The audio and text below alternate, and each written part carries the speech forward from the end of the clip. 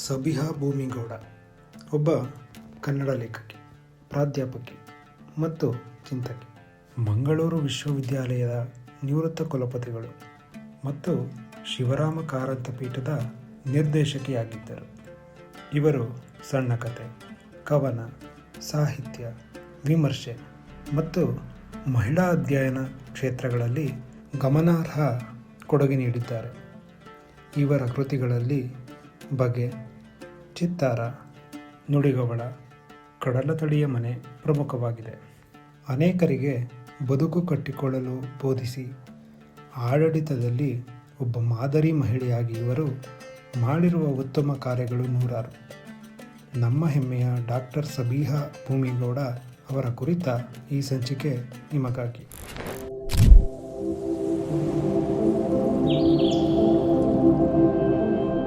ವಿಶ್ವದ ಹೂಮನಸ್ಸಿನ ಎಲ್ಲ ಕನ್ನಡಿಗರಿಗೂ ಅಮೋಘಂ ಚಾನೆಲ್ನ ಈ ಸಂಚಿಕೆಗೆ ಸುಸ್ವಾಗತ. ಇಂದು ನಮ್ಮೊಡನೆ ಇದ್ದಾರೆ ಡಾಕ್ಟರ್ ಸಬಿಹಾ ಭೂಮಿಗೌಡ ಮೇಡಮ್ ಅವರು. ನಮಸ್ತೆ ಮ್ಯಾಮ್. ನಮಸ್ತೆ. ನಾವು ಇವತ್ತು ಅವರ ಮನೆಗೆ ಬಂದಿದ್ದೀವಿ. ಮೇಡಮ್ ಯಾರು ಅಂತ ಕನ್ನಡದ ಸಾಹಿತ್ಯದ ಎಲ್ಲ ಪ್ರೇಮಿಗಳಿಗೂ, ಸಾಹಿತ್ಯ ಪ್ರೇಮಿಗಳಿಗೆ ಗೊತ್ತು.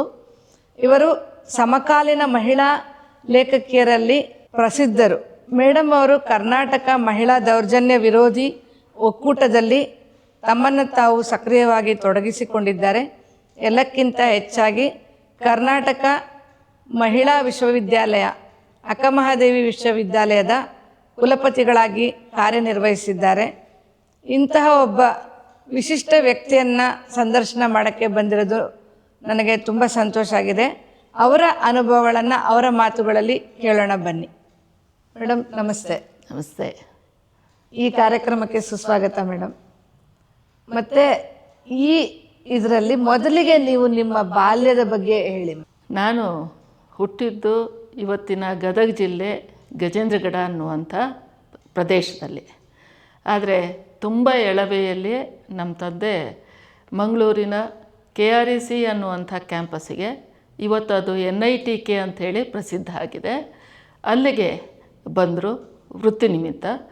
ಅದು ನನ್ನ ಬಾಲ್ಯವನ್ನು ಕಳೆದ ದೊಡ್ಡ ಕಾಲ ಅಂತ ನಾನು ಹೇಳ್ಬೋದು. ಹಾಗಾಗಿ ಒಂದು ರೀತಿಯಲ್ಲಿ ಕರ್ನಾಟಕದ ಬೇರೆ ಬೇರೆ ಭಾಗಗಳಲ್ಲಿ ಪ್ರಯಾಣ ಮಾಡುವ ಹಾಗಾಯಿತು. ಗದಗ್ನ ಜಿಲ್ಲೆಯ ವಾತಾವರಣ ಇದೆ. ಬಾಲ್ಯದಲ್ಲಿ ಅಜ್ಜ ಅಜ್ಜಿಯ ಜೊತೆಗೆ ಮಂಗಳೂರು, ಆನಂತರ ದೀರ್ಘಕಾಲ ಮಂಗಳೂರು ಆದಮೇಲೆ ಮತ್ತೆ ಬಿಜಾಪುರ, ಆನಂತರ ಮಂಡ್ಯ, ಮೈಸೂರು ಅಂಥೇಳಿ ಬೇರೆ ಬೇರೆ ಜಾಗಗಳಲ್ಲಿ ನಾನು ಬದುಕನ್ನು ಕಳೆದೆ. ಬಾಲ್ಯದ ಬಗ್ಗೆ ಹೇಳೋದಾದರೆ ಅದು ಒಂದು ರೀತಿಯಲ್ಲಿ ಒಂದು ಬಹುತ್ವದ ಸಂಸ್ಕೃತಿಯನ್ನು ಪ್ರತಿನಿಧಿಸುವಂಥ ಒಂದು ಪ್ರದೇಶದಲ್ಲಿ ನಾನು ಬೆಳೆದೆ. ನಮ್ಮ ಅಜ್ಜಿಯ ಮನೆ ಅದು ಇಟಗಿ ಮತ್ತು ಗಜೇಂದ್ರಗಡ ಅನ್ನುವ 2 ಜಾಗಗಳಲ್ಲಿ ಇತ್ತು. ಮನೆಯ ಆಸುಪಾಸು ಎಲ್ಲ ಜಾತಿಯ ಧರ್ಮದ ಜನರು ಅಕ್ಕಪಕ್ಕದಲ್ಲಿ ವಾಸಿಸ್ತಾ ಇದ್ದಂಥದ್ದು. ಅದರದೇ ಒಂದು ಮುಂದುವರಿಕೆ KREC ಅನ್ನುವುದರಲ್ಲೂ ಇತ್ತು. ಒಂದೇ ಒಂದು ವ್ಯತ್ಯಾಸ ಏನಂದರೆ ಅದು ಹಳ್ಳಿ, ಇದು ಒಂದು ಸ್ವಲ್ಪ ನಗರ ಆಗಿತ್ತು ಅಷ್ಟೇ. ಇಲ್ಲಿರುವಂಥ KRECಯಲ್ಲಿರುವಂಥ ಎಲ್ಲ ಉದ್ಯೋಗಿಗಳು ಕೂಡ ತಮ್ಮ ತಮ್ಮ ಊರನ್ನು ಬಿಟ್ಟು ಆ ನೆನಪಿನ ಬಳ್ಳಿಯನ್ನು ಅಲ್ಲಿಂದ ಕಿತ್ಕೊಂಡು ಬಂದು ಹೊಸದಾಗಿ KREC ಅನ್ನುವ ಕ್ಯಾಂಪಸ್ಸಲ್ಲಿ ಅದೇ ತಾನೇ ಅದು ಆರಂಭ ಆಗ್ತಾಯಿತ್ತು. ಹಾಗಾಗಿ ಅಲ್ಲಿ ಹೊಸದಾಗಿ ಊರಿದ್ರು. ಅದರಿಂದ ಎಲ್ಲರಿಗೂ ಒಂದು ರೀತಿಯ ಅಭದ್ರತೆ, ಹೊಸತನದಲ್ಲಿ ಸಂಬಂಧಿಕರನ್ನೆಲ್ಲ ಬಿಟ್ಟು ಬಂದವರಾದ್ರಿಂದ ಸುತ್ತಮುತ್ತಲು ಇದ್ದವರು ಎಲ್ಲರೂ ಕೂಡ ಸಂಬಂಧಿಕರು ಅನ್ನುವಂಥ ರೀತಿಯಲ್ಲಿ ಅವರು ಬದುಕ್ತಾ ಇದ್ದರು ಅನ್ನುವಂಥದ್ದು ನಾನು ಇವತ್ತು ನೋಡುವಾಗ, ಯೋಚಿಸುವಾಗ ಅನಿಸುವಂಥ ಒಂದು ಸಂಗತಿ. ಹಾಗಾಗಿ ನಮ್ಮ ಬಾಲ್ಯ ಅನ್ನುವಂಥದ್ದು ಒಂದು ರೀತಿಯ ಸಮೃದ್ಧವಾದಂಥ, ಶ್ರೀಮಂತವಾದಂಥ ಬಾಲ್ಯ ಅನ್ಬೋದು. ಎಲ್ಲರೂ ಅಂಕಲು ಆಂಟಿ ಎಲ್ಲರೂ ಕೂಡ ಯಾರ ಮನೆಗೆ ಎಷ್ಟೊತ್ತಿಗೆ ಬೇಕಾದರೂ ಹೋಗಬಹುದಾದಂಥ, ಮತ್ತು ನಮ್ಮ ತಕರಾರುಗಳನ್ನು ಅಕ್ಕಪಕ್ಕದ ತಂದೆಯ ಸಹೋದ್ಯೋಗಿಗಳ ಜೊತೆಗೆ ಹಂಚ್ಕೊಳ್ಬಹುದಾದಂಥ, ಮತ್ತು ಅಲ್ಲಿದ್ದಂಥ ಎಲ್ಲ ಧರ್ಮದ ಹಬ್ಬಗಳನ್ನು ಆಚರಿಸ್ತಾ ಇದ್ವಿ. ಅದು ಎದುರುಗಡೆ ಹೋಳಿ ಹಬ್ಬವನ್ನು ಆಚರಿಸುವಂಥ ಉತ್ತರ ಭಾರತದವರು ಇರ್ತಿದ್ರು, ಈಚೆ ಏನೋ ಬನ್ನಿ ಹಬ್ಬವನ್ನು ಆಚರಿಸುವಂಥವ್ರು ಇರ್ತಿದ್ರು, ಅಥವಾ ಸ್ಥಳೀಯವಾದಂಥ ಹಬ್ಬವು ಆಚರಿಸೋರು, ಹೀಗೆ ಎಲ್ಲರೂ ಇದ್ದದ್ರಿಂದ ಯಾವುದೂ ಒಂದು ಆಗದೆ ನಾನು ಒಂದು ಲೇಖನದಲ್ಲಿ ಬರೆದ ಹಾಗೆ ಇದೊಂದು KRACN ಕಲ್ಚರ್ ಅಂಥೇಳಿ ನಾನು ಇವತ್ತು ಕರಿತೀನಿ. ಅಂಥದ್ದು ಒಂದು ಶ್ರೀಮಂತವಾದಂಥ ಒಂದು ಬಾಲ್ಯ ನಮ್ಮದಾಗಿತ್ತು. ಇನ್ನೊಂದು ನಾವು ಅನ್ನುವಂಥದ್ದು ಅಲ್ಲಿಯ ಸ್ಥಳೀಯ ಶಾಲೆಗಳಿಗೆ ನಾವು ಸೇರಿಕೊಂಡದ್ದು ಕನ್ನಡ ಮಾಧ್ಯಮದ ಶಾಲೆಗೆ. ಅಲ್ಲಿಯ ಸ್ಥಳೀಯ ಊರುಗಳ ಅನೇಕ ಮಕ್ಕಳು ಬರ್ತಾಯಿದ್ರು. ಅವರೆಲ್ಲರ ಜೊತೆಗೆ ಬೆರೆಯುವ, ಅವ್ರ ಜೊತೆಗೆ ಸ್ಥಳೀಯ ಭಾಷೆ ತುಳುವನ್ನು ಕಲಿಯುವ, ಅವರ ಆಹಾರ ಸಂಸ್ಕೃತಿ ಇವುಗಳಲ್ಲಿ ಆರಾಧನೆಯ ಕ್ಷೇತ್ರಗಳಿಗೆ ಹೋಗುವ ಈ ಎಲ್ಲ ಅವಕಾಶಗಳು ನಮಗೆ ಏನು ಅನಿರ್ಬಂಧಿತವಾಗಿ ಎಲ್ಲೂ ಅಡೆತಡೆ ಇಲ್ಲದೆ ನಾವು ಅವ್ರ ಜೊತೆಗೆ ಬೆರೆಯುವುದಕ್ಕೆ ಸಾಧ್ಯ ಆಯಿತು. ಆಗ ನಮ್ಗೆ ಅನ್ನಿಸ್ತಾ ಇದ್ದಂಥದ್ದು ಇದು ಈ ಥರದ ಒಂದು ಬದುಕನ್ನು ತುಂಬ ಸಹಜ, ಇದು ಇರುವುದೇ ಹೀಗೆ ಅಂತ ಅಂದ್ಕೊಂಡು ನಾವು ಬದುಕಿ ಬಂದಂಥವ್ರು. ಆದರೆ ಕ್ರಮೇಣ ಕೆಲವು ವಿಸ್ಮಯದ ಘಟನೆಗಳು ಒಂದೆರಡು ಹೇಳಬೇಕು ಅಂದರೆ, ನಮ್ಮ ಮನೆಗೆ ಒಬ್ಬರು ಕಮಲಮ್ಮ ಅಂತ ಬಂದಿದ್ದರು. ನಮ್ಮದು ಧಾರವಾಡ ಕಡೆಯ ಅಡಿಗೆ ಊಟ. ಆದರೆ ಅವರು ಹೀಗೆ ಅಮ್ಮನಿಗೆ ತುಂಬ ಸಮಯದಿಂದ ಪರಿಚಯದವರು. ಮನೆಗೆ ಊಟದ ಟೈಮಿಗೆ ಬಂದಿದ್ದರು. ಇವರು ಬಿಸಿ ರೊಟ್ಟಿ ಬಡಿತಾಯಿದ್ರು. ಆ ನಂತರ ಬಂದು ಊಟಕ್ಕೆ ಕೊಟ್ಟರು. ಊಟಕ್ಕೆ ಕೊಟ್ಟಾಗ ಒಂದು ಕಡೆ ರೊಟ್ಟಿ ಹಾಕಿ ಪಲ್ಯ ಮತ್ತು ಸೊಪ್ಪು ತರಕಾರಿ ಎಲ್ಲ ಹಾಕಿ ಬಡಿಸಿ ಕೊಟ್ಟರೆ ಅವರಿಗೆ ಇದು ಹೊಸ ಏನು ಊಟದ ವಿಧಾನ. ಹಾಗಾಗಿ ಒಂದು ಕಡೆಯಿಂದ ಬರೀ ಸಪ್ಪೆ ರೊಟ್ಟಿ ತಿಂದರು, ಒಂದು ಸಲ ಬರೀ ಪಲ್ಯ ತಿನ್ನೋರು. ಆ ನಂತರ ನಮ್ಮ ಅಮ್ಮಂಗೆ ಆತಂಕ. ಏನಂತ ಹೇಳಿದರೆ, ಇದು ಹೇಗಪ್ಪ ಪಲ್ಯ ಮುಗೀತು ಅಂಥೇಳಿ ರೊಟ್ಟಿ ತರೋದು. ಆ ನಂತರ ಅವರು ಹೋದ್ಮೇಲೆ ಅದನ್ನೆಲ್ಲ ಕೇಳಿಕೊಂಡು ನಾವು ನಗ್ತಾ ಇದ್ವಿ. ಆದರೆ ಅದು ನಮಗೆ ಆ ಥರದ್ದು ಬೇರೆ ಕಡೆಗೆ ಹೋದಾಗ ಅನ್ನಿಸ್ತಾ, ಇದನ್ನು ಯಾವುದ್ರ ಜೊತೆ ಊಟ ಮಾಡಬೇಕು ಅನ್ನುವಂಥದ್ದು. ಇದು ಒಂದು ಹದ್ದದು. ಮತ್ತು ಎಲ್ಲ ಮಕ್ಕಳು ಒಟ್ಟಿಗೆ ಆಡ್ತಾ ಇದ್ದದ್ರಿಂದ ಮತ್ತು ಸ್ಥಳೀಯ ಕನ್ನಡ ಮಾಧ್ಯಮದ ಶಾಲೆ ಆದದ್ರಿಂದ ಹೆಚ್ಚು ಏನೋ ಏರುಪೇರುಗಳಿಲ್ಲದೆ ನಾವೆಲ್ಲ ಬೆರೆಯುವುದಕ್ಕೆ ಸಾಧ್ಯ ಆದಂಥ ಒಂದು ಪ್ರದೇಶ. ಅಲ್ಲಿ ಮುಗಿಸಿ ವಿದ್ಯಾದಾಯಿನಿ ಹೈಸ್ಕೂಲ್ ಅಂತ ಸುರತ್ಕಲಲ್ಲಿ ಸ್ಕೂಲು, ಅಲ್ಲಿಂದ ಗೋವಿಂದಾಸ್ ಕಾಲೇಜಿಗೆ ಸೇರಿಕೊಂಡು BA ಅಲ್ಲಿ ಮಾಡಿದ್ವಿ. ಮಂಗಳೂರು ಯೂನಿವರ್ಸಿಟಿಯಲ್ಲಿ MA ಓದಲಿಕ್ಕೆ ಹೋದೆ. ಮೇಡಮ್, ಈಗ ನೀವು ಕರ್ನಾಟಕದ ಬೇರೆ ಬೇರೆ ಪ್ರದೇಶಗಳಲ್ಲಿ ಇದ್ದುದರಿಂದ ಈ ಪ್ರಾದೇಶಿಕವಾಗಿ ಜನಜೀವನದಲ್ಲಿ ಅಂದರೆ ಜನರ ಜೀವನದಲ್ಲಿ ಯಾವುದು ಒಂದು ಅನನ್ಯತೆಯನ್ನು ನೀವು ಗುರುತಿಸಬಲ್ಲರಿ? ಇದು ಒಂದು ರೀತಿಯಲ್ಲಿ ನನ್ನ ಬದುಕನ್ನು ಹೊರಳಿ ನೋಡಿಕೊಳ್ಳೋದಕ್ಕೆ ನೀವು ಪ್ರೇರಣೆ ಕೊಟ್ಟ ಹಂಗಾಯಿತು. ಯಾಕಂದರೆ ನಾವು ಒಂಥರ ಉತ್ತರ ಕರ್ನಾಟಕ ಮತ್ತು ದಕ್ಷಿಣ ಕನ್ನಡದ ನಡುವೆ ಒಂದು ಸೇತುವೆ ಹಾಗೆ ಇದ್ದವರು. ಬೇಸಿಗೆ ರಜೆ ಬಂದಾಗಲೆಲ್ಲ ಅಜ್ಜಿ ಊರಿಗೆ ಹೋಗ್ತಾಯಿದ್ವಿ. ಆನಂತರ ಉಳಿದ ಟೈಮಲ್ಲಿ ಮಂಗಳೂರಲ್ಲಿರೋದು. ಆವಾಗೆಲ್ಲ ನಾವು ಹೇಗೆ ಹೇಳ್ತಿದ್ವಿ ಅಂದರೆ, ನೀವು ದಕ್ಷಿಣ ಕನ್ನಡಕ್ಕೆ ಬನ್ನಿ, ಅಲ್ಲಿ ಎಷ್ಟು ಚೆನ್ನಾಗಿದೆ, ವಾತಾವರಣ ಎಷ್ಟು ಚೆನ್ನಾಗಿದೆ, ಜನರು ಎಷ್ಟು ಚೆನ್ನಾಗಿದ್ದಾರೆ, ಅಕ್ಕಪಕ್ಕದ ಮನೆಗಳಲ್ಲಿ ಏನೇ ಬಿದ್ದಿದ್ರು, ಒಂದು ತೆಂಗಿನಕಾಯಿ ಬಿದ್ದರೂ ತೊಗೊಂಡು ಹೋಗೋರಂಥವ್ರು ಯಾರಿಲ್ಲ, ಕಳ್ತನ ಅನ್ನೋದಕ್ಕಲ್ಲಿ ಇದುವೇ ಇಲ್ಲ, ಅವಕಾಶವೇ ಇಲ್ಲ ಅಂತ ಅಲ್ಲಿ ಹೋಗಿ ಹೇಳ್ತಿದ್ವಿ. ಆದರೆ ಅಲ್ಲಿಯವರ ಇದನ್ನು ಇಲ್ಲಿ ಬಂದು ಹೇಳ್ತಾಯಿದ್ವಿ. ನೋಡಿ, ಅಲ್ಲಿ ಎಲ್ಲರೂ ಬಡವರು ಇರಲಿ, ಶ್ರೀಮಂತರು ಇರಲಿ, ಬೇರೆ ಬೇರೆ ಜಾತಿಯವರು ಇರಲಿ, ಒಂದೇ ಕಡೆಯಲ್ಲಿ ಬದುಕ್ತಾ ಇದ್ದಾರೆ. ಅಂಥದ್ದು ಇಲ್ಲಿ ನಾವು ಕಾಣೋದಕ್ಕೆ ಸಾಧ್ಯ ಇಲ್ಲ. ಸೊ ಆದರೆ ಅವರು ಸ್ವಲ್ಪ ಹೊರಟ್ರಿರ್ಬಹುದು. ಆದರೆ ಸಾಂಸ್ಕೃತಿಕವಾಗಿ ಶ್ರೀಮಂತಿಕೆ ಇರುವಂಥದ್ದನ್ನು ಸ್ವಲ್ಪ ಗುರುತಿಸ್ತಾ ಇದ್ವಿ ನಾವು. ಯಾರ ಮನೆಗೆ ಎಲ್ಲಿಗೆ ಹೋದರೂ ಒಂದು ಸಣ್ಣ ಮಡಿ ಮೈಲಿಗೆ ಹಳ್ಳಿಯಲ್ಲಿ ಇದ್ದರೂ ಕೂಡ ಅದೊಂದು ಆಪ್ತವಾದಂಥ ಬನ್ನಿ ಊಟ ಮಾಡಿ ಇದು ಮಾಡಿ, ಇದು ನಮಗೆ ಸುರತ್ಕಲಲ್ಲಿ ಸಿಗ್ತಿರಲಿಲ್ಲ. ಎಲ್ಲಿ ಹೊರಗಿನ ಇದರಲ್ಲಿ ಕ್ಯಾಂಪಸ್ಸಲ್ಲಿ ಇರ್ತಿತ್ತು, ಬೇರೆ ಕಡೆಯಲ್ಲಿ ಇರ್ತಿರಲಿಲ್ಲ. ಸೊ ಹಾಗಾಗಿ ಒಂಥರ ಇಲ್ಲಿಯ ಒಳಿತನ್ನು ಅಲ್ಲಿಯ ಒಂದು ಜೀವನ ಕ್ರಮವನ್ನು ಇಲ್ಲಿ ಹೇಳ್ತಾ ಇದ್ವಿ. ಅಲ್ಲಿ ಉತ್ತರ ಕರ್ನಾಟಕದಲ್ಲಿ ನಮಗೆ ವ್ಯಕ್ತಿಯನ್ನು ನೋಡಿ ಇವರು ಇಂಥ ಜಾತಿ ಇಂಥ ಧರ್ಮ ಅಂತ ಹೇಳೋಕ್ಕೆ ಸಾಧ್ಯನೇ ಇರಲಿಲ್ಲ. ಯಾಕಂದರೆ ಉಡುಗೆ ತೊಡುಗೆಯಲ್ಲಾಗಿರ್ಬೋದು, ಅಥವಾ ಊಟ ಉಪಚಾರಗಳಲ್ಲಿರ್ಬೋದು, ಮತ್ತು ಅವರ ಬದುಕಿನ ಕ್ರಮದಲ್ಲಾಗಿರ್ಬೋದು ಯಾರಿಗೂ ಅಂಥ ವ್ಯತ್ಯಾಸಗಳಿರಲಿಲ್ಲ, ಭಾಷೆಯಲ್ಲೂ ವ್ಯತ್ಯಾಸ ಇರಲಿಲ್ಲ. ಇದು ನನಗೆ ಅಲ್ಲಿಯ ಜನರ ಬಗ್ಗೆ ಅನಿಸಿದಂಥ ಒಂದು ಸಂಗತಿ. ಆದರೆ ಮಂಗಳೂರಿಗೆ ಬಂದಾಗ ನಮಗಿದು ಒಂಥರ ನಗರ, ಯಾರು ಬೇಕಾ ಎಲ್ಲರೂ ಒಟ್ಟಿಗೆ ಸೇರ್ತೀವಿ ಅನ್ನುವಂಥದ್ದು. ಕ್ಯಾಂಪಸ್ನ ಒಳಗಡೆ ಇದ್ದರೆ, ಕ್ಯಾಂಪಸ್ಸಿಂದ ಆಚೆ ಶಾಲೆಗೆ ಹೋಗಲಿ ಹೊರಗಡೆ ಹೋದಾಗಲೆಲ್ಲ ಒಂದು ಸಣ್ಣ ಭಿನ್ನತೆಯನ್ನು ನಾವು ಗುರುತಿಸ್ತಾ ಇದ್ವಿ. ತುಳು ಭಾಷೆ ವ್ಯಕ್ತಿಗಳನ್ನು ದೂರ ಮಾಡುವ ಅಥವಾ ಹತ್ತಿರ ತರುವಂಥ ಒಂದು ಸಾಧನ ಆಗ್ತಾ ಇದ್ದದ್ದು ಇತ್ತು. ಆದರೆ ಕ್ರಮೇಣ ಅದು ಹೆಚ್ಚು ಅನುಭವಕ್ಕೆ ಬಂದದ್ದು ನಮ್ಮ ತಾಯಿಗೆ.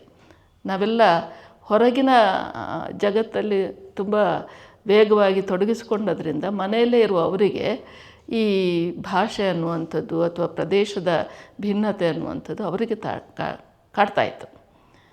ಅಲ್ಲಿಂದ ಆಚೆಗೆ ನಾನು ಓದು ಮುಗಿಸಿ ಉದ್ಯೋಗಕ್ಕೆ ಹೋಗುವ ವೇಳೆಗೆ, ಅಂದರೆ ಸುಮಾರು ಒಂದು 22-23 ವಯಸ್ಸಿಗೆ ಈ ದಕ್ಷಿಣ ಕನ್ನಡದ ಒಂದು ಜನರ ಬದುಕಿನಲ್ಲಿ ಮೇಲ್ನೋಟಕ್ಕೆ ಕಾಣುವಂಥ ಒಂದು ಸಮಾನತೆ ಅನ್ನುವಂಥದ್ದು, ಅದು ಭಾಷೆಯ ನೆಲೆಯಲ್ಲಿ, ಯಾವ ಪ್ರದೇಶದಿಂದ ಬಂದವರು ಅನ್ನುವ ನೆಲೆಯಲ್ಲಿ ಸ್ವಲ್ಪ ಭಿನ್ನ ಆಗುತ್ತೆ. ಯಾರು ನಮ್ಮವರು, ಯಾರು ಹೊರಗಿನವರು, ಯಾರನ್ನು ಎಲ್ಲಿ ಕರಿಬೇಕು ಅನ್ನುವಂಥದ್ದು ಇಲ್ಲೂ ಒಂದು ಮಡಿವಂತಿಕೆ ಇತ್ತು. ಅದು ನಮಗೆ ಗೊತ್ತಾಗುವುದು ಆಳಕ್ಕೆ ಹೋದಾಗ ಮಾತ್ರ, ಇಲ್ಲದ್ರೆ ಗೊತ್ತಾಗೋದಿಲ್ಲ. ಅಲ್ಲಿಂದ ವಿವಾಹ ಆಗಿ ಮಂಡ್ಯಕ್ಕೆ ಬಂದ್ವಿ. ಮಂಡ್ಯಕ್ಕೆ ಅಂದರೆ ಮಳವಳ್ಳಿ ನನ್ನ ಸಂಗಾತಿಯ ತವರೂರು. ಅಲ್ಲಿ ಬಂದಾಗ ಅವರೆಲ್ಲ ಕುಟುಂಬದವರು ಹೆಚ್ಚು ಓದಿದವರಲ್ಲ, ತಂದೆ ತಾಯಿ ಅಂತೂ ಅನಕ್ಷರಸ್ಥರು. ಆದರೆ ತುಂಬ ಪ್ರೀತಿಯಿಂದ ಅವರು ನನ್ನನ್ನು ಸ್ವಾಗತ ಮಾಡಿದರು. ಇದು ನನಗೆ ವಿಶೇಷ ಅನಿಸಿದ್ದು. ಯಾಕಂದರೆ ಅಲ್ಲಿ ಯಾವುದೇ ಬಗೆಯಲ್ಲಿ ಒಂದು ಅಂತರವನ್ನು ಇಟ್ಕೊಂಡದ್ದು ನನಗೆ ಕಾಣಲಿಲ್ಲ. ಆದರೆ ಹೊಸ ಥರದ ಬದುಕಲ್ಲಿತ್ತು. ನಾನು ಊರಿಗೆ ಹೋದಾಗ ಅಲ್ಲಿ ಈ ಪಕ್ಕದ ಮನೆ ಯಾರು, ನಮ್ಮ ತಮ್ಮನ ಮನೆ, ಇದು ಇನ್ನು ಎದುರುಗಡೆದು ಅದು ಇನ್ನೊಬ್ಬ ತಮ್ಮನ ಮನೆ, ಎಡಗಡೆದು ಅದು ನಮ್ಮ ಚಿಕ್ಕಪ್ಪನ ಮನೆ, ಅದರ ಆಚೆಗಿದ್ದು ಹೀಗೆ ಮಾತಾಡೋದಕ್ಕೆ ಹೊರಟ್ರೆ ಇಡೀ ಊರಲ್ಲಿ ಬರೀ ಗೌಡ್ರೇ ಇರೋದು. ಇದು ನನಗೆ ತುಂಬ ವಿಶೇಷ ಅನಿಸಿತು, ಗಾಬರಿನೂ ಆಯಿತು. ಯಾಕಂದರೆ ಒಂಥರ ಯೂನಿಫಾರ್ಮ್ ಹಾಕಿದ ಹಾಗೆ ಮಕ್ಕಳು ಸ್ಕೂಲಿಗೆ ಹೋದರೆ ನಮ್ಮ ಮಕ್ಕಳನ್ನೇ ಗುರ್ತಿಸೋಕ್ಕಾಗಲ್ಲ, ಎಲ್ಲ ಒಂಥರದ ಹಾಗೆ. ಇಡೀ ಒಂದು ಊರೇ ಒಂದು ಸಮುದಾಯದಿದೆ ಅಂತನ್ನುವಂಥದ್ದು ನಂಗೆ ಮೊದಲು ಗಮನಕ್ಕೆ ಬಂದದ್ದು ಅಲ್ಲಿ.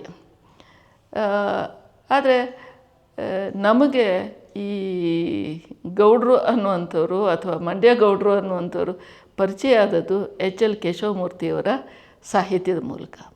ನಾವು ಯಾವಾಗಲೂ ಅವರ ಲೇಖನವನ್ನು ಬಿಡದೆ ಓದ್ತಾ ಇದೆ. ನಮ್ಗೆ ನೆನಪಾಗುವ ಒಂದು ಸಂಗತಿ ಅಂದರೆ ಅದರಲ್ಲಿ ಒಂದು ಘಟನೆ ಬರುತ್ತೆ. ಒಬ್ಬ ಮಂಡ್ಯದ ವ್ಯಕ್ತಿ ಹೋಟ್ಲಿಗೆ ಹೋಗ್ತಾನೆ. ಹೋಟ್ಲಿಗೆ ಹೋಗಿ ಮಸಾಲೆ ದೋಸೆಗೆ ಆರ್ಡ್ರ್ ಕೊಡ್ತಾನೆ.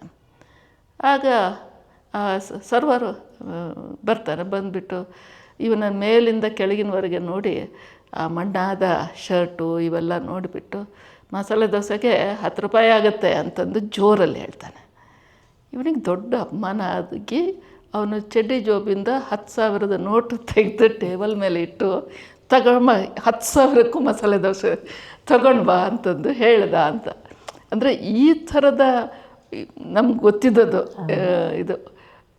ಹಾಗಾಗಿ ನಮಗೆ ಅಲ್ಲಿ ಹೋದಾಗ ಅವರ ಬಿರುಸಿನ ವ್ಯಕ್ತಿತ್ವದ ಒಳಗಡೆ ಇರುವ ಮಾರ್ಧವತೆಯ ಮುಖ ಇದೆಯಲ್ಲ, ಅದು ನಂಗೆ ತುಂಬ ಮರೀಲಿಕ್ಕಾಗದ ಒಂದು ಸಂದರ್ಭ. ಇಬ್ಬರು ಭೂಮಿಯ ಚಿಕ್ಕಪ್ಪಂದರು, ಒಬ್ಬರು ಮೈಸೂರಲ್ಲೇ ಇದ್ದರು. ಅವರನ್ನು ಕೇಳಿದಾಗ ನನ್ನ ಮಗ ಯಾರನ್ನು ಕರ್ಕೊಂಡು ಬರ್ತಾನೋ ಅವಳೇ ನನ್ನ ಸೊಸೆ ಅಂತ ಹೇಳಿದರು. ಏನು ಯೋಚನೆ ಮಾಡದೆ ಹೇಳಿದ್ದು. ಇನ್ನೊಬ್ಬ ಚಿಕ್ಕಪ್ಪನ ಬಗ್ಗೆ ಅವನಿಗೆ ತುಂಬ ಭಯ ಇತ್ತು, ನಮ್ಮ ಮದುವೆಗೆ ವಿರೋಧ ಮಾಡಿ ಯಾರು ಅಂತ. ಆದರೆ ಮದುವೆ ಆದ ನಂತರ ಅವರ ಮನೆಗೆ ಹೋದಾಗ ಅವರು ಆಗ್ತಾನೆ ಕುರಿ ಮೇಯಿಸ್ಕೊಂಡು ಬರ್ತಾಯಿದ್ರು. ನಮ್ಮನ್ನು ನೋಡಿದರು, ಭಾರಿ ಪ್ರೀತಿಯಿಂದ ಮಾತಾಡಿಸಿದ್ರು. ಆ ನಂತರ ಅದು ಮಾಡು ಇದು ಮಾಡು ಅಂತ ಮನೆಯಲ್ಲಿ ಎಲ್ರಿಗೂ ಏನು ಅವರಿಗೆ ಒಳ್ಳೆಯ ಆತಿಥ್ಯ ಮಾಡು ಅಂತ. ಕೊನೆಗೆ ಹೋಗುವಾಗ ಅವರು ಶರ್ಟ್ ಇಲ್ಲಿ ಮಡಚಿರ್ತಾರಲ್ಲ ತೋಳು, ಆ ಮಡಚಿರೋ ತೋಳಿಂದ 10 ರೂಪಾಯಿದು 2 ನೋಟು ತೆಗೆದು ಇದು ತಗೊಳ್ಳವ ಅಂತ. ಯಾರು? ನಾನು ಯೂನಿವರ್ಸಿಟಿಯಲ್ಲಿ ಮೇಸ್ಟ್ರಾಗಿದ್ದವಳು. ಆದರೆ ಅವರು ಅದರ ಹಿಂದೆ ಈ 10 ರೂಪಾಯಿದು 2 ನೋಟುಗಳು, ಅದು ಸ್ವಲ್ಪ ಒದ್ದೆ ಆಗಿದೆ ಎಲ್ಲ, ನಂಗೆ ಅದರ ಬೆಲೆ ಕಟ್ಟಲಿಕ್ಕಾಗಲಿಲ್ಲ. ಆ ಆತ್ಮೀಯತೆ, ತನ್ನವರು ಅಂತಂದು ಒಳಗೊಳ್ಳುವ ಕ್ರಮ, ಯಾರನ್ನು ನಾವು ತುಂಬ ಭಯಪಡ್ತಾಯಿದ್ರೋ ನಮ್ಮ ಇದನ್ನು ವಿರೋಧಿಸಿಯಾರಂತ, ಅವರು ತೋರಿಸಿದ ಪ್ರೀತಿ ಇದು ಅಷ್ಟೇ ಅಲ್ಲ. ಅವ್ರದ್ದು ದೊಡ್ಡ ಬಳಗ. ಯಾವ ಬಳಗವು ಒಂದು ಪ್ರಶ್ನೆನೋ ಅಥವಾ ಒಂದು ಅಂತರವನ್ನೋ ಇಟ್ಕೊಳ್ಳದೆ ಸ್ವೀಕರಿಸಿದ ಕ್ರಮ ಇದಲ್ಲ, ಇದು ಒಂದು ಬದುಕಿನ ಮೌಲ್ಯವನ್ನು ನನಗೆ ಕಲಿಸ್ಕೊಡ್ತು. ಸೊ ಅಲ್ಲಿಂದ ಮತ್ತೊಂದು 50 ವರ್ಷಗಳ ನಂತರ ವಿಜಾಪುರಕ್ಕೆ ಹೋದೆ. ನನಗದು ಒಂಥರ ಒಂದು ಬದುಕಿನಲ್ಲಿ ಒಂದು ರೌಂಡ್ ತಿರುಗಿದ ಹಾಗೆ ಅನ್ನಿಸ್ತು. ಯಾಕಂದರೆ ಬಾಲ್ಯ ಅಲ್ಲಿದ್ದು 50 ವರ್ಷದ ನಂತರ ಉದ್ಯೋಗದ ನಿಮಿತ್ತ ಅಲ್ಲಿ ಹೋದಾಗ ಅಲ್ಲೇನು ಹೆಚ್ಚು ಬದಲಾಗಿರಲಿಲ್ಲ. ನಾವು ಅಂದ್ಕೊಂಡಿದ್ವಿ ಬಾಬ್ರಿ ಮಸೀದಿ ಕೆಡವಿದ ನಂತರ ಇದರಲ್ಲಿ ವ್ಯತ್ಯಾಸ ಆಗ್ತಾಯಿದೆ, ಬದುಕಿನಲ್ಲಿ ಇದರಲ್ಲಿ ಸಂಬಂಧಗಳಲ್ಲಿ ವ್ಯತ್ಯಾಸ ಆಗ್ತಾಯಿದೆ ಅಂತ ದೂರದಿಂದ ಅಂದ್ಕೊಂಡಿದ್ವಿ. ಅಲ್ಲಿ ನೋಡಿದಾಗ ಕೆಲವು ಬದಲಾವಣೆ ಆಗಿತ್ತು. ಎಲ್ಲ ಮುಸ್ಲಿಮರು ಕನ್ನಡ ಬಿಟ್ಟು ಅವರು ಉರ್ದೂನ ಮನೆ ಭಾಷೆಯಾಗಿ ಮಾಡಿಕೊಳ್ಳುವಂಥದ್ದನ್ನು ನಾನು ನೋಡಿದೆ. ಆದರೆ ಹಿಂದೂ ಮುಸ್ಲಿಮ್ನ ಸೌಹಾರ್ದ ಎಲ್ಲೂ ಕೆಟ್ಟಿರಲಿಲ್ಲ, ಆಪ್ತತೆ ಕೆಟ್ಟಿರಲಿಲ್ಲ.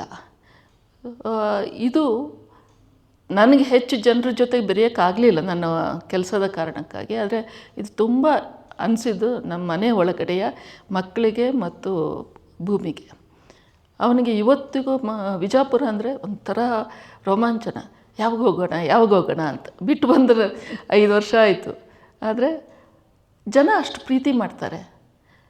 ಈ ರೀತಿಯಲ್ಲಿ ಎಲ್ಲ ಕಡೆಗಳಲ್ಲಿಯೂ ಪ್ರೀತಿಯ ಒಂದು ಇದು ಇದ್ರೂ ಅದರ ವ್ಯತ್ಯಾಸಗಳನ್ನು ನಾನು ಅರ್ಥ ಮಾಡ್ಕೊಳ್ತಾ ಬಂದೆ.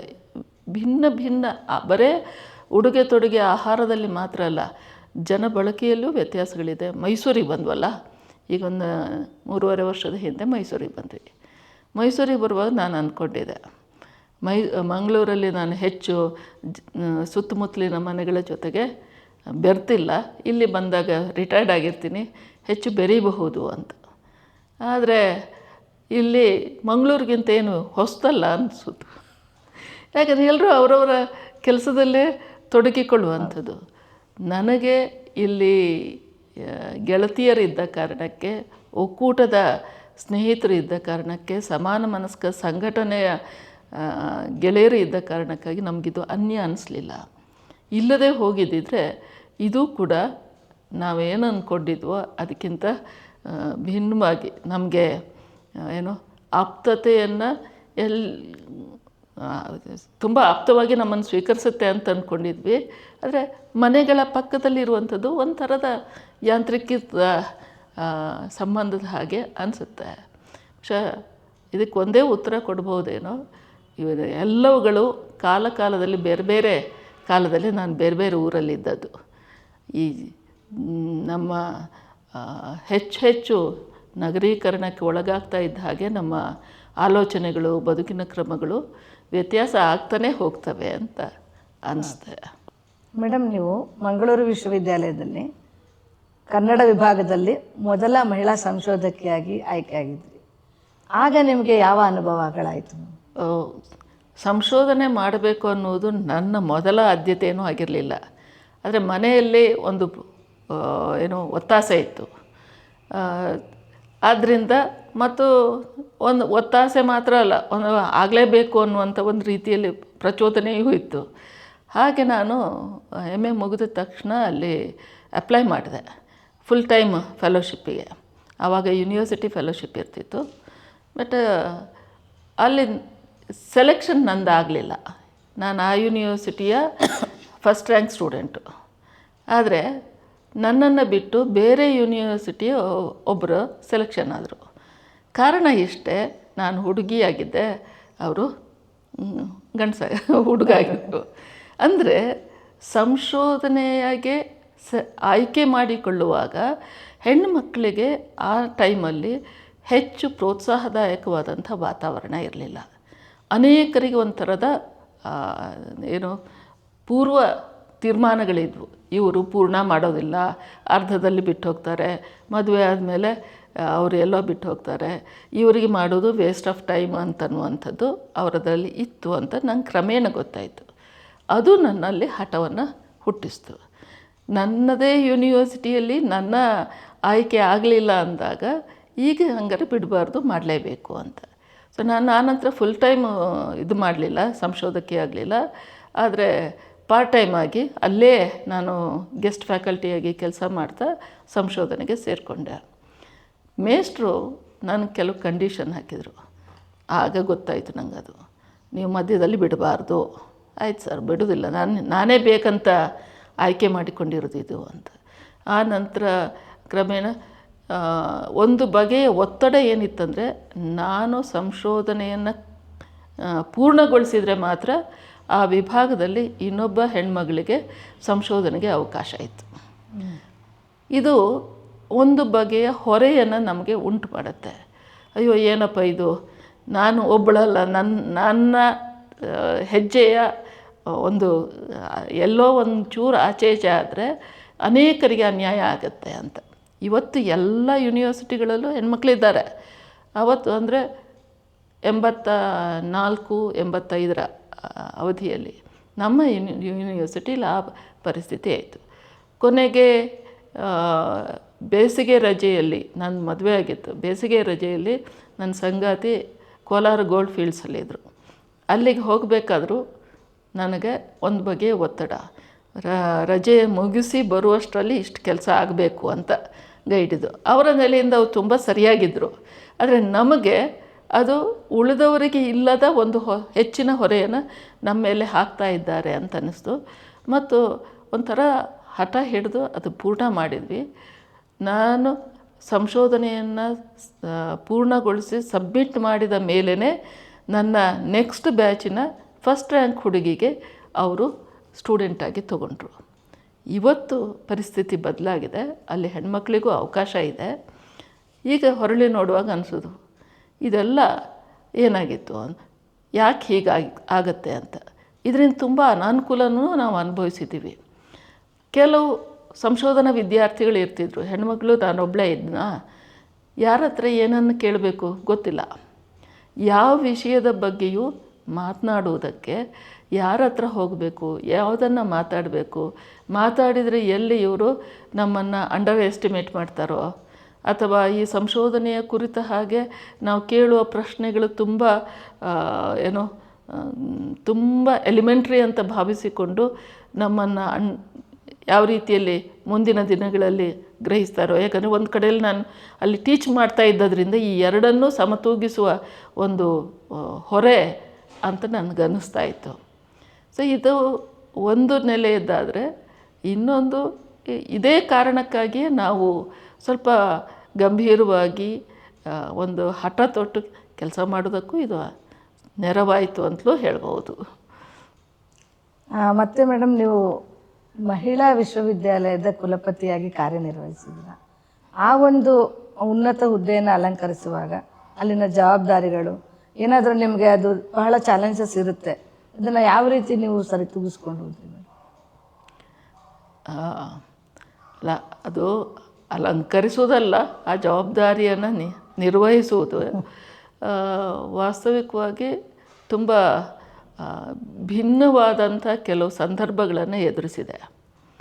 ಮಂಗಳೂರಿನ ಶೈಕ್ಷಣಿಕ ವಲಯದ ಶಿಸ್ತು ಬೇರೆ, ಉತ್ತರ ಕರ್ನಾಟಕದ ಶೈಕ್ಷಣಿಕ ವಲಯದ ಶಿಸ್ತು ಬೇರೆ. ಒಂಥರ ಸಾಂಸ್ಕೃತಿಕವಾದ ಆಘಾತ ಅಂತಾರಲ್ಲ, ಹಾಗೆ ನನಗೆ ಮೊದಲ ಬಾರಿಗೆ ಅನಿಸಿದ್ದು. ಯಾಕಂದರೆ ಏನನ್ನೇ ಹೇಳಿದ್ರು ಮಾಡ್ತೀವಿ ಅನ್ನುವಂಥದ್ದು, ಆದರೆ ಅದು ಯಾವಾಗ ಮಾಡ್ತಾರೆ ಅನ್ನುವಂಥದ್ದು ನಮಗೆ ಇದು ಅಲ್ಲಿಯ ಸ್ವಭಾವ ಗೊತ್ತಿರಲಿಲ್ಲ. ಮಂಗಳೂರಲ್ಲಿ ಏನೋ ಒಂದು ವಿಷಯವನ್ನು ಯಾರೋ ಹೇಳಿದರೆ ಅದನ್ನು ಆದಷ್ಟು ಬೇಗ ಮಾಡಿ ಮುಗಿಸಿ ನಾವು ಅವರಿಗೆ ಸಬ್ಮಿಟ್ ಮಾಡೋದ್ರ ಬಗ್ಗೆ ಯೋಚನೆ ಮಾಡ್ತಾ ಇರ್ತೀವಿ, ಅಥವಾ ನಾನು ಹಾಗೆ ಮಾಡ್ತಾ ಇದ್ದದ್ರಿಂದ ಅಂದ್ಕೊಂಡ ಗೊತ್ತಿಲ್ಲ. ಅಲ್ಲಿ ಹಾಗಲ್ಲ, ಒಂದು ವಿಷಯವನ್ನು ಹೇಳಿದ ಮೇಲೆ ಆಯಿತಾ ಆಯಿತಾ ಆಯಿತಾ ಅಂತ ಫಾಲೋಅಪ್ ಮಾಡೋದೇ ದೊಡ್ಡ ಕೆಲಸ ಆಗಿತ್ತು. ಈ ಯಾವ್ಯಾವುದಕ್ಕಂತ ಫಾಲೋಅಪ್ ಇಟ್ಕೊಳ್ಬೇಕು, ಈ ಫಾಲೋಅಪ್ಪನ್ನು ಎಷ್ಟು ವಿಷಯಗಳಿಗೆ ಮಾಡಬೇಕು ಅಂತ ಹೇಳಿದ್ರೆ ಅದಕ್ಕೆ ಒಂದು ದೊಡ್ಡ ಡೈರಿ ಬೇಕಿತ್ತು. ಸೊ ಇದು ಸವಾಲಿನ ಕೆಲಸ ಆಗ್ತಾ ಬಂತು. ಕ್ರಮೇಣ ಗೊತ್ತಾಯಿತು ಇದು ಫಾಲೋಅಪ್ ಮಾಡದಿದ್ರೆ ಆಗೋದಿಲ್ಲ ಅಂತ. ಇನ್ನೊಂದು ಏನಂತ ಹೇಳಿದ್ರೆ ಅಲ್ಲಿಯ ಜನರು ಇದು ಸ್ವಭಾವ ಹೇಗಂದರೆ, ನಾವು ಹೇಳೋದನ್ನೆಲ್ಲ ಕೇಳಿಸ್ಕೊತಾರೆ, ಆ ನಂತರ ತಮ್ಮದೇ ಹಠವನ್ನು ಹಿಡಿತಾರೆ. ಒಬ್ಬರು ಬಂದಿದ್ದರು, ಯಾವುದೋ ಒಬ್ಬ ಸ್ಟಾಫನ್ನು, ಅವರು ಹೆಚ್ಚುವರಿ ಹುದ್ದೆಯಲ್ಲಿದ್ದರು, ಅದನ್ನು ಬಿಡಿಸಿ ಅವರನ್ನು ವಿಭಾಗಕ್ಕೆ ಕಳಿಸಿತ್ತು. ಆವಾಗ ಅವರ ಅಭಿಮಾನಿಗಳು ಬಂದಿದ್ದರು, ನೀವೇನಾದರೂ ಆಗಲಿ ಅದನ್ನು ಆ ಪೋಸ್ಟನ್ನು ಅವರಿಗೆ ಕೊಡಬೇಕು ಅಂತ. ನಾನೊಂದು ಅರ್ಧ ಗಂಟೆ ಕಾರಣಗಳನ್ನು ಕೊಟ್ಟೆ, ಯಾವುದಕ್ಕಾಗಿ ಅವರು ಆ ಹುದ್ದೆಗೆ ಅನರ್ಹರು, ಅವ್ರು ಕೆಲಸ ಮಾಡ್ತಾಯಿಲ್ಲ, ಆದ್ದರಿಂದ ಅವರು ಮೇಷ್ಟ್ರಾಗಿ ಪಾಠ ಮಾಡ್ಕೊಂಡಿರಲಿ ಅಂತಂದು ಹೇಳಿದರೆ ಎಲ್ಲ ಕೇಳಿ 3/4 ಗಂಟೆ ಆದರೂ ಅದೇ ನನಗೆ ಸಾಕಾಗಿ ಹೋಗಿತ್ತು.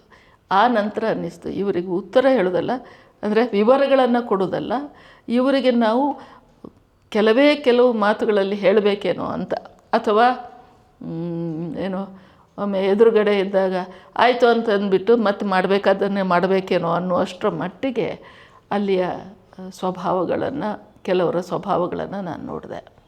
ಅಂದರೆ ಒಂದು ಇದು ತುಂಬ ಅಪವಾದಾತ್ಮಕವಾಗಿ ನಾನು ಹೇಳ್ತಾ ಇರುವಂಥದ್ದು. ಅಲ್ಲಿ ತುಂಬ ಮುಗ್ಧರು ಜನ, ತಮ್ಮ ಹಕ್ಕುಗಳ ಬಗ್ಗೆನೂ ಅವರಿಗೆ ಅಷ್ಟಾಗಿ ಗೊತ್ತಿರೋದಿಲ್ಲ. ಆದರೆ ಒಂದು ಪ್ರೇರಣೆ ಸಿಕ್ಕಿದರೆ ಚೆನ್ನಾಗಿ ಕೆಲಸ ಮಾಡಲಿಕ್ಕೂ ಸಾಧ್ಯ ಇದೆ ಅನ್ನೋದಕ್ಕೆ ಅನೇಕರು ಅಲ್ಲಿ ಉದಾಹರಣೆಯಾಗಿಯೂ ಇದ್ದಾರೆ.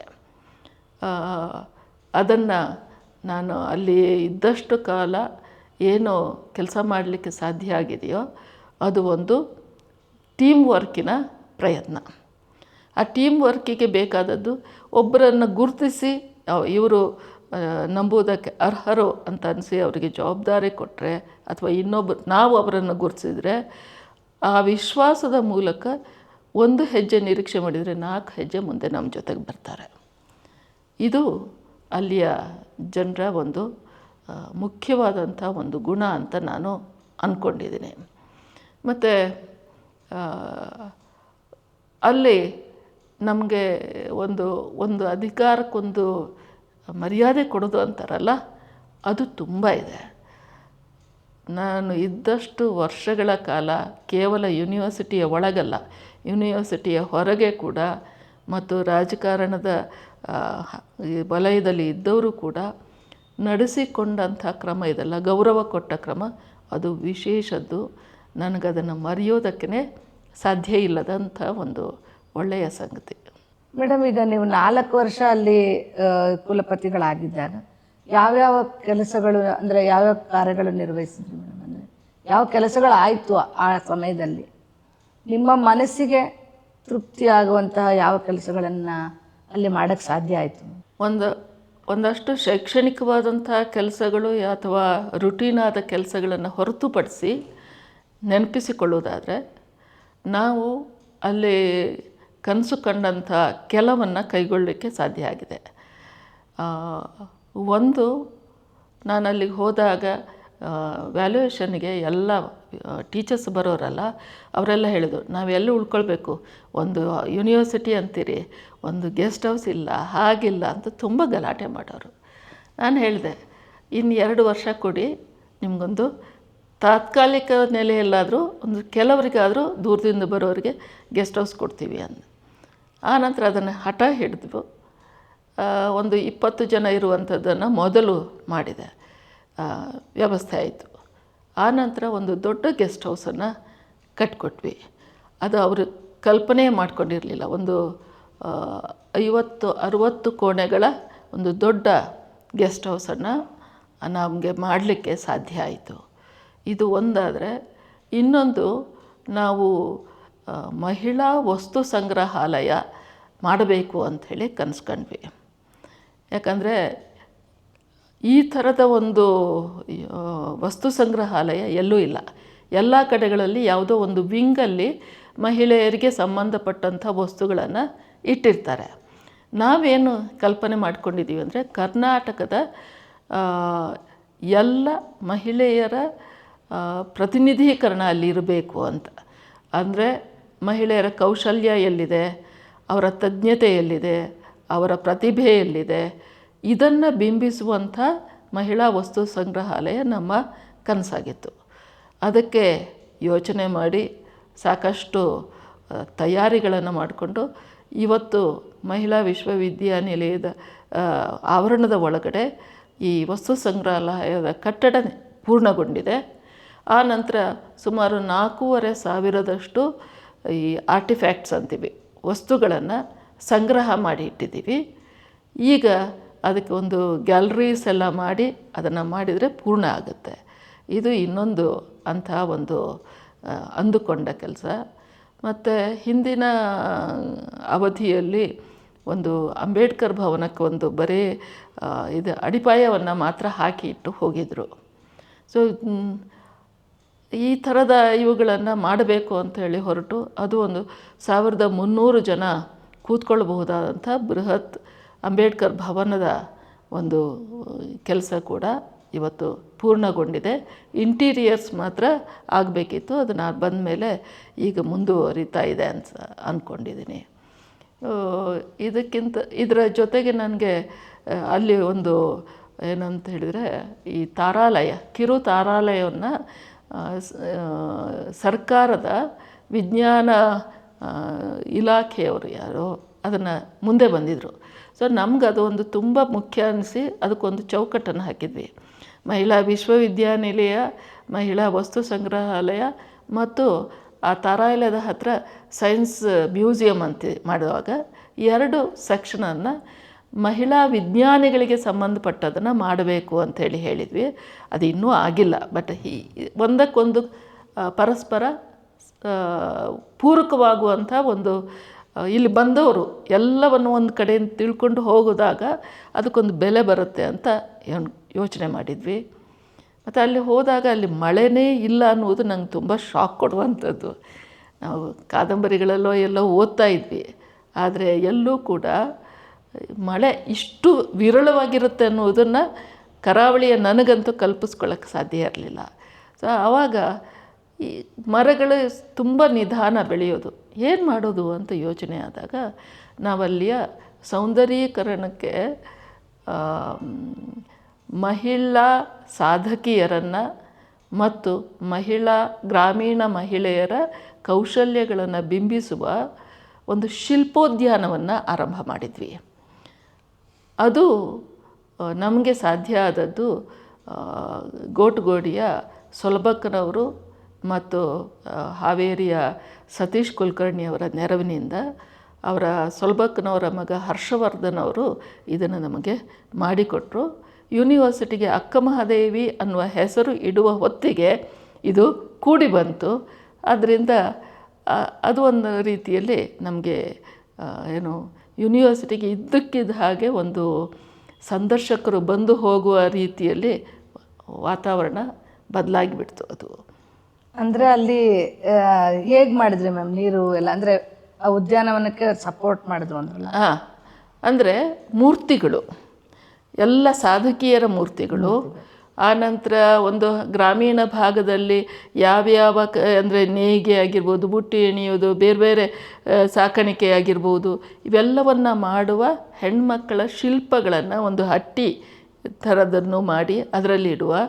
ಕೊನೆಗೆ ಅದು ಶುರುವಾಗಿ ಕೊನೆ ಆಗೋದು ಪುಟ್ಟ ಮಕ್ಕಳು ಯೂನಿವರ್ಸಿಟಿ ಕಡೆ ಮುಖ ಮಾಡಿ ನಿಲ್ಲುವ ಹಾಗೆ. ಅಂದರೆ ಆ ಅವಧಿಯಿಂದ ಹೀಗೆ ಬೆಳವಣಿಗೆ ಸ್ಟೇಜನ್ನು ಹೇಳಬೇಕು, ಶಿಕ್ಷಣಕ್ಕೆ ಮುಖವೂ ಆಗಬೇಕು ಅಂತ ಹೇಳಿಕೊಂಡು ಮಾಡಿದ್ವಿ. ಮತ್ತು ಅಕ್ಕಮಹಾದೇವಿಯ ದೊಡ್ಡ ಸ್ಟ್ಯಾಚ್ಯೂ ಇಂಥವುಗಳೆಲ್ಲವನ್ನು ಮಾಡಿದ್ವಿ. ಅದು ಯೂನಿವರ್ಸಿಟಿಯ ಎದುರುಗಡೆಗೆ ಇದ್ದದ್ರಿಂದ ಆ ವಿಸಿಬಿಲಿಟಿ ತುಂಬ ಚೆನ್ನಾಗಾಯಿತು.